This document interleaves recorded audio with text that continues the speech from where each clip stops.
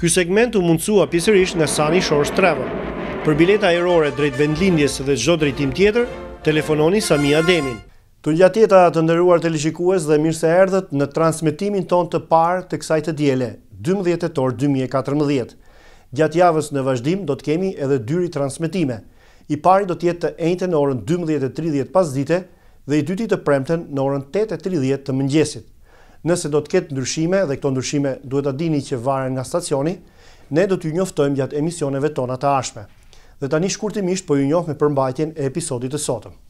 Në segmentin e parë do të ndiqni një kronik të veprimtarive të organizuara nga Xhamia Shqiptare në Toronto me rastin e Kurban Bayramit, ndërsa në të dytin një special e kushtuar figurës së pedagogut dhe veprimtarit shqiptaro-kanadez Alfred Costa, që u nda nga jeta pak ditë më parë.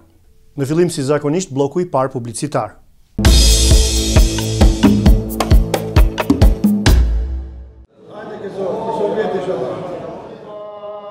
Kamera jon ishte e ftuar gjatë faljes së Kurban Bayramit e mbajtur nga Xhamia Shqiptare në Capital Banquet Hall në Mississauga. Në kryerjen e këtij riti të rëndësishëm të fesë islame, merrnin pjesë qindra shqiptaro-kanadez, të cilët përpara faljes dëgjuan shpjegimet e imamit mbi rëndësinë e kësaj feste si një nga shtyllat e fesë islame. Mesazhi i rëndësishëm i Kurban Bayramit është ai i solidaritetit, sakrificës njerëzore në emër të barazisë dhe unitetit mes njerëzve. Ndërsa të dielën më 5 tetor në mbrëmje, po në Capital Banquet Hall, u mbajt mbrëmja festive me synim afrimin e anëtarëve të komunitetit me njëri tjetrin, arktimin e tyre si dhe sigurimin e të ardhurave nga biletat, të ardhura që përdoren për mbarvajtjen e xhamisë. Sipas organizatorëve, në mbrëmjen e së dielës merrnin pjesë rreth 370 bashkëdhetar, një pjesëmarrje e kënaqshme kjo krahasuar me mbrëmjen e fundit të Fitr Bayramit. Mbrëmjen e qeli zoti Ismet Mirena, zëvendës kryetar i Këshillit Ekzekutiv. Me radhë ai u dha fjalën kryetarit të Këshillit, si dhe imamit Muhamet Osmani. Pjesë nga fjalimet e tyre do të ndiqni në vazhdim. Në emër të Këshillit Ekzekutiv, po ashtu edhe bordit drejtues, dua t'ju falenderoj për pjesëmarrjen tuaj bujare për këtë eveniment madhështor të Kurban Bayramit. Po ashtu i falenderoj edhe antarët të rregullt, të cilët sonte nuk e realizuan dot ardhjen të tyre këtu. Pra ju përshëndes, paqja dhe mëshira e Zotit qoftë mbi ju. E përmenda fjalën Këshilli Ekzekutiv edhe bordi drejtues. Dikujt ky karakter i tingëllon si një grado, po të nderuar bashkëdhetarë, po ju them me plot sinqeritet, këta nuk janë më shumë se vullnetarë, këta janë shërbetorët të xhamisë sonë. Neve, së bashku bordi dhe këshilli, bëjmë një farë lloj amallëku. Vetëm e vetëm për hir të Zotit, të mos e lëmë pasdore këtë amanet, të cilën e kemi si trashëgim nga vëllezërit dhe motrat tanë që prej viteve të kaluara. Zyrtarisht, kjo bashkësi fetare funksionon që prej viteve 1957. Në formë private, ky manifestim është festuar që prej viteve diku 1909 ose 1910 me ardhjen të ndjerit imam Zotni Recep Asimi. Disa prej jush i dini edhe disa jo shkaku i viteve që kalojnë. Personalisht unë si kryetar i përkohshëm dhe tranzicional deri në vitin e ardhshëm të zgjedhjeve, ju bëj apel me plot respekt dhe dignitet. Pranoni ju të pranishëm të jeni sonte, të jeni ambasadorët të mirëfillët të kësaj xhamie. Besoj që çdo njani për juve, të paktën brenda një viti mund të sillni një antar, një familje. Pra neve kemi nevojë që antarësia të shtohet, se antarësia është që gjeneron të holla edhe që të funksionojë xhamia. Nuk kemi të tjera të ardhura. Përveç antarësimit edhe kohë pas kohë që kemi donatore vullnetarë. Në zgjedhjet e ardhshme do të bëjmë një seleksionim dhe i them me plot gojë rinisë. merreni këtë punë dhe ta bartni më tutje. Juve jeni me shkollë, të edukuar këtu, juve jeni tolerantë, jeni më të durueshëm dhe jeni më demokratë. Me dashje o pa dashje, një ditë ky rini do ta marrë këtë barë të xhamisë, po ta marri me kohë sa jemi të gjallë, të shohim një avancim të shpejtë dhe të sigurtë, kurse moshatarët që u lodhë, t'i japim një çlodhje duke i falenderuar për punën e tyre të mrekullueshme që kanë vazhduar deri më sot. Atë punë që e bëjnë në xhami, ata as në shtëpitë të tyre nuk e kanë bërë. Pra këta meritojnë më shumë falenderime të panumërta. Çdo festë përmban në vete mesazhe e porosi, por festa e Kurban Bajramit është një festë shumë e veçantë, sepse mesazhet dhe porositë e saj përçon jo vetëm me fjalë, por edhe nëpërmjet zemrave dhe veprave të mira. Kjo festë përmban këshilla e porosi shumë domethënëse të cilat na ndihmojnë për organizimin të mirëfillt të jetës tonë në këtë botë. Ndërsa në to përfshihet aspekti shpirtëror, ai social e human, e përveç tjerat manifestohet me tërë lirësinë hynore, barazia, uniteti, solidariteti dhe sakrifica. Jeta e njeriut në këtë botë duhet të jetë një jetë e devotshme, jetë që në vete përmban vlerat më sublime e më madhështore, sepse pa këta komponent ajo do ta humb kuptimin e saj të vërtetë. I Madhi Zot në Kur'anin Fisnik thot: "Thuaj, namazi im, kurbani im, jeta ime dhe vdekja ime janë thjesht vetëm për të Madhin Zot." Të gjithëve gëzuar festa e Kurban Bajramit. Në fund imami i ftoi në skenë një grup nxënësish të mësimbesimit islam, të cilët kënduan disa vargje për shpirtin e zonjës Meri Qerim, që ndroi jetë ditën e shtunë më 4 tetor 2014. Meri Qerim si dhe bashkëshorti i saj Seiti kanë qenë dy nga themeluesit dhe dhuruesit e rëndësishëm të xhamisë shqiptare gjatë 57 viteve të qenies së saj si institucion fetar shqiptar. Mbrëmja vazhdoi me këngë dhe valle nga DJ Visari.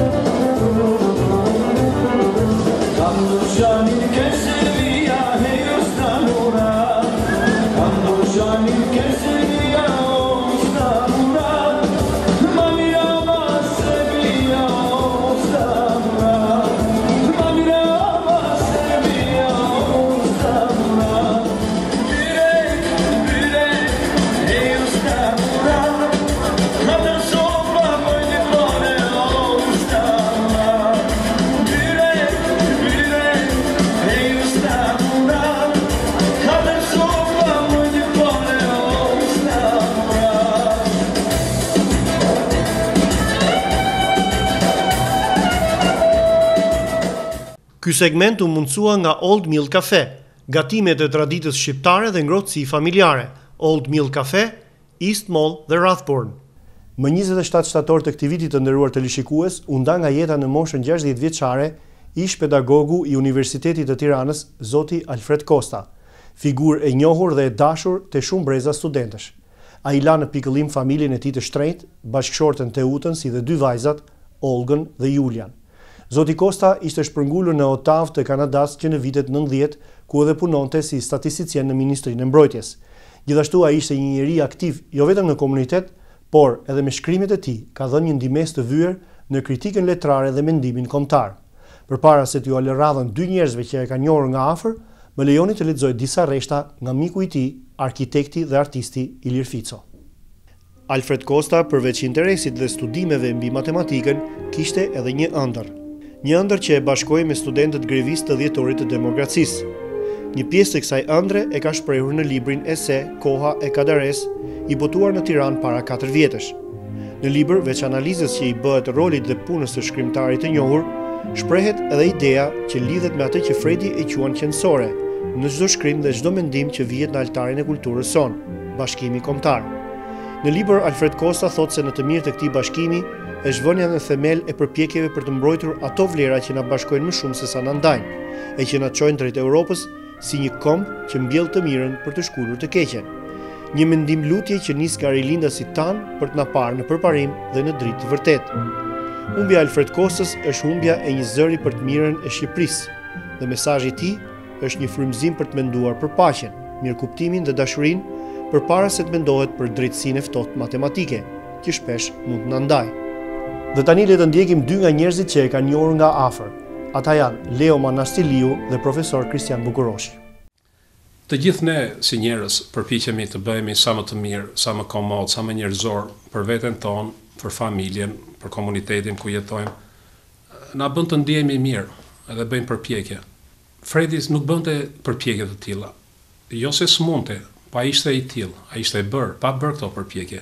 Ai ishte njeri në harmoni me veten, në harmoni me njerëzit, me familjen, me një qetësi kështu shpirtërore që njerëzit këtë ndjenin kur e takonin.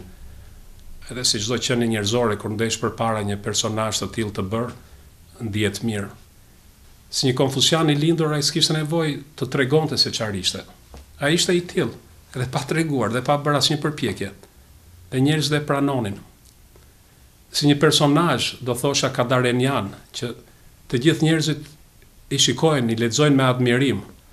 Ju vjen ashtu në mendjen e tyre nga drejtime të ndryshme, herë toksor, herë real, herë jo real.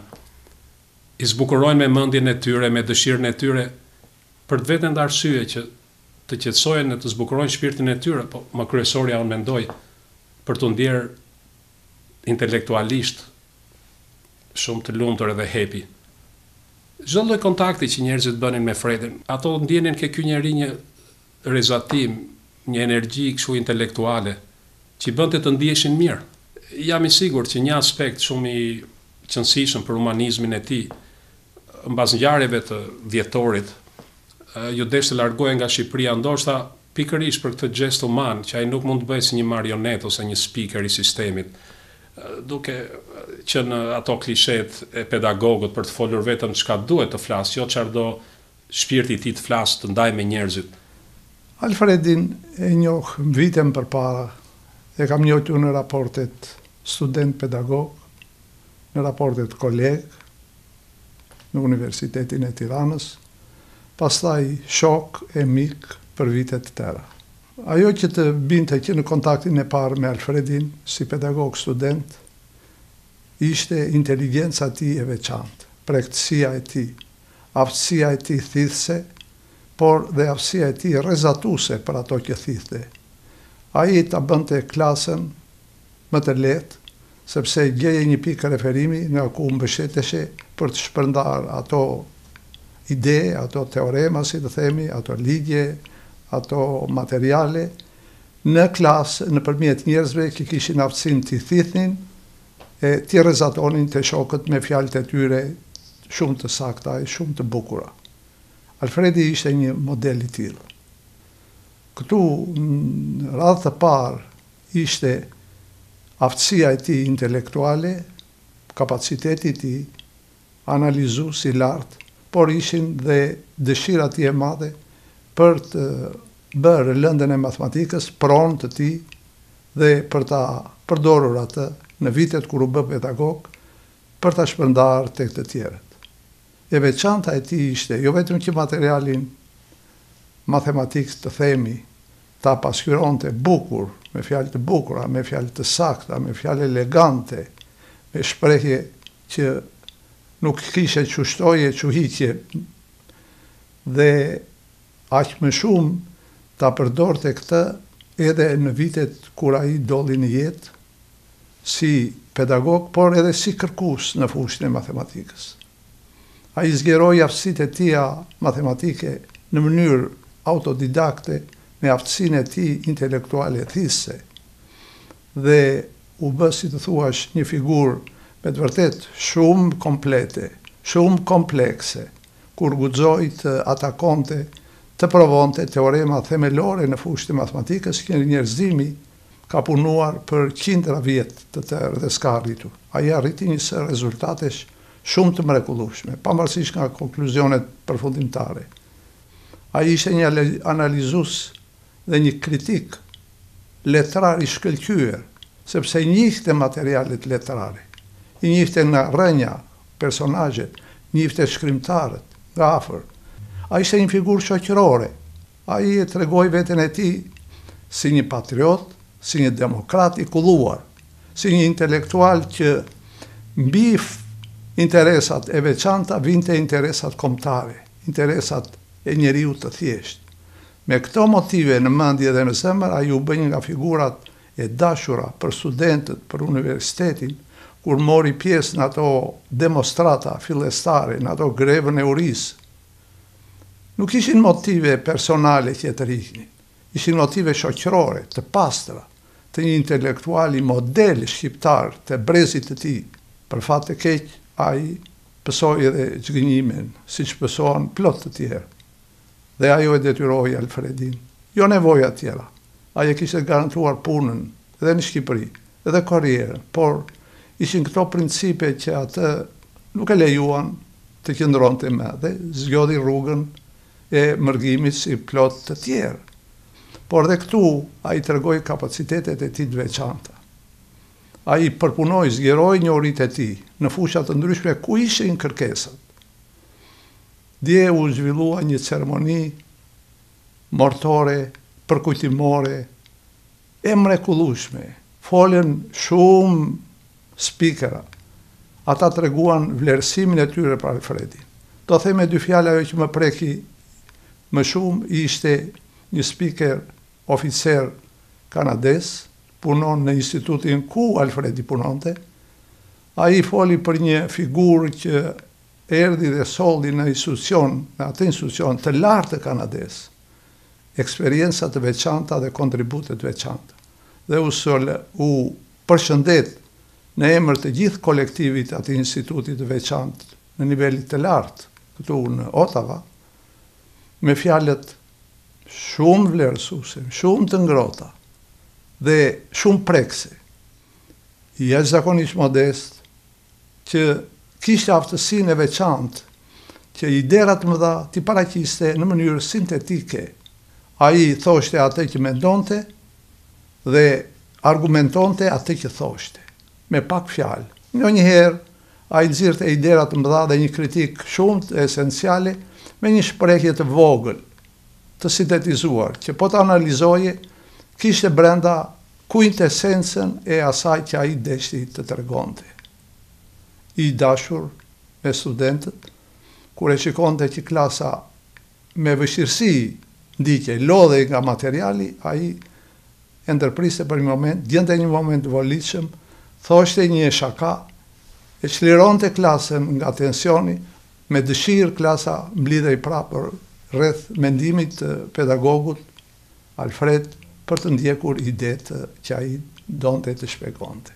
Ai kishte plot gjithë kolektivit e matematikanëve dhe informatikanëve shqiptarë, këtu në Toronto dhe më mirë të themi në Kanada, dhe me ata ai herë mbas here në mënyrë tradicionale siç është bërë zakon vitet të tëra këtu, ne mblidheshim me ato mitinget verore ose në mitinget dimërore, 2 herë të paktën 2 herë në vit. Alfredi ishte ai që mbushte jo me prezencën e tij, po me fjalët e tij, me idetë e tij, me shakat e tij, me mendimet e tij, mbushte ambientin dhe e kthente atë në një ambient të gëzuar.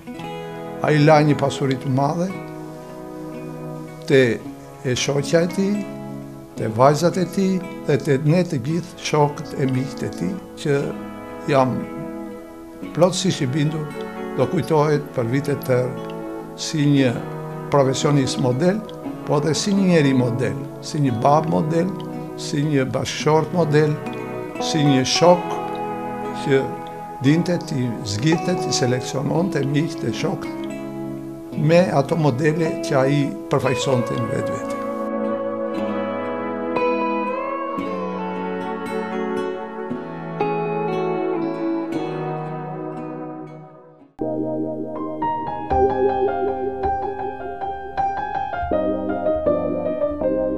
Për emigrantët kudo që ndodhen në botë dhe Kanada, agjencia martesore Golden Ring ofron njohje online.